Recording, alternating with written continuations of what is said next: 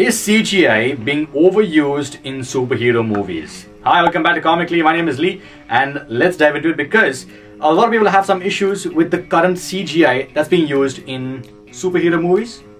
Are you one of them? Okay, now let's take it back from, well, where it all started off, right? I think the entire issue started off with Black Panther, the first Black Panther movie. The fight sequence, the last fight sequence between the trains, right, with Black Panther and his villain Killmonger, this grabbed the attention of fans, but not in a good way. People were saying that this fight sequence felt a little bit too CGI and it didn't feel authentic enough. When you compare movies from the early 2000s that had amazing CGI, in fact, right, it really brought things to life. When you first saw dinosaurs walk across the entire thing, you were just like, wow, those are real dinosaurs. But in this day and age, when we have superhero movies, dominate the entire cinema industry, it's kind of easy to spot the issues.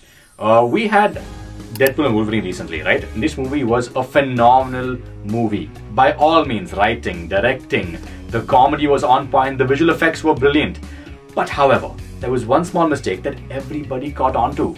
The mistake that when Deadpool, after the entire fight sequence with Deadpool and all of his multiversal variants come into the entire scene, he moves his sword through the arm of Wolverine, and people caught that. They're like, hey, that's an issue. In fact, if you look at Wolverine in that scene, he looks like a NPC character, right? He looks like a game character. He looks like he's actually been made through CGI, completely CGI. He's just looking through, and I was like, is that even Hugh Jackman? Are you even in the scene altogether? But now this begs the question, is practical effects more useful or is CGI better to use? Of course, the answer is a blend of both, right? You had, CGI that's come through a long way, and computer-generated imagery has actually evolved a lot over the years. But it's also caused a lot of strain because with CGI, you can do pretty much whatever you want.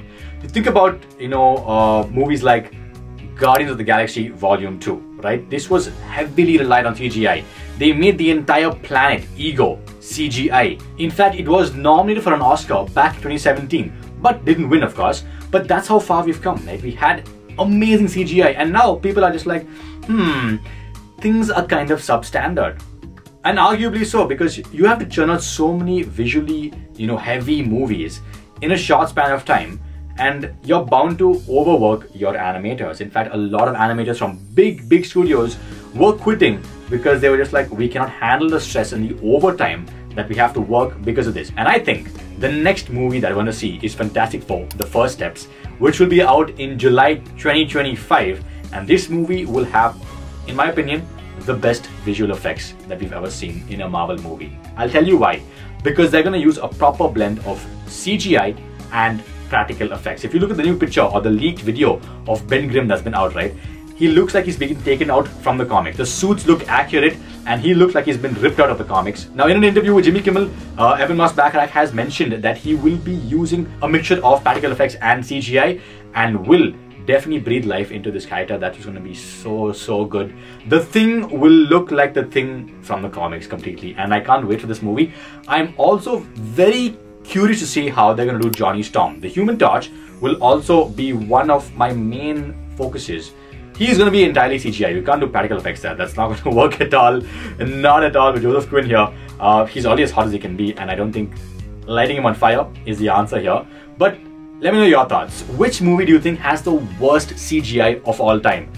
Drop it in the comments below and let me know your thoughts on this. Do not forget to like, share, subscribe, and of course, comment on this video and let me know your thoughts and what you want to see next week as well. Drop it in the comments. We'll see you next week. It's Comically signing off. Catch you next week.